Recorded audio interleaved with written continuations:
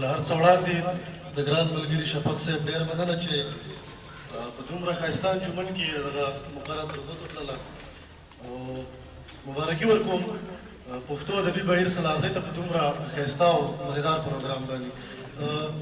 یو ټپیزه ده چې د بل احسان په اور پسې شه او داسې خو نه چې بې اثرې شه او په قبر بل یې ډېوې شه او چې رور یې مري خویندې یې مړې شه چې تربوران یې بوټه نه کړي بلونه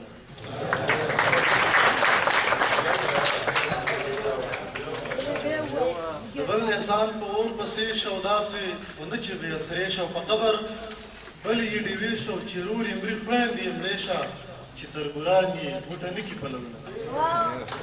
د کلام نه وړاندې یو څو شعرونه لنډ بهر چې زه یو پښتون سړی یم زه یو پښتون سړی یم زما ځانګړی وجود د پردي ښار مزدورۍ کړو رانه ستړی وجود ستا په لیدو ژوندی دی او بې له تا مړی وجود ستا د ځوانۍ بیرې ته ټال زما پړی وجود ما به هم ستا د ځوانۍ بیرې ته ټال زما پړی وجود ما به هم هغه ساتي چا چې راکړی وجود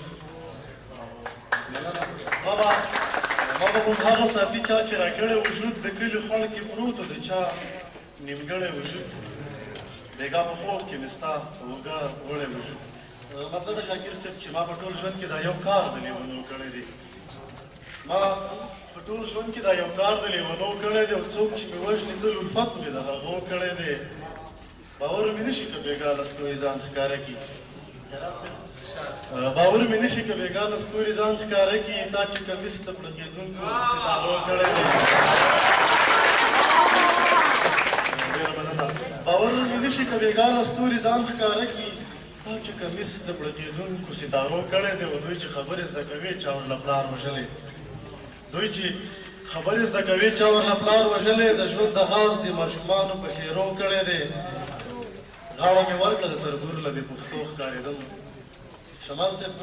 غاړه مې ورکړه د تربور له بې پښتو ښکارېدم ما په خپل ذهن کې همدا کار د پښتو کړی دی غاړه مې ورکړه د تربور له بې پښتو ښکارېدم ما په خپل ذهن کې هم دا کار د پښتو کړی دی او په بعضې شونډو کې خندا او بعضې سترګو کې نم په بعضې شونډو کې خندا او بعضې سترګو کې نم ډېرو خفه ډېرو اختر زما په څو کړی دی استاد نتکۍ ارمان تسکور او بیلچه راکړې ستا د نتکۍ ارمان تسکور او بیلچه راکړې پردی خدمت مې نن د ښار په سرو غرمو کړی دی راته یې ویل مړه راځه ناچار زمونږ محفل ته راته یې ویل مړه راځه ناچار زمونږ محفل ته نن لیونو په ما ګمان د لیونو کړی دی د توجه نه مې ډېره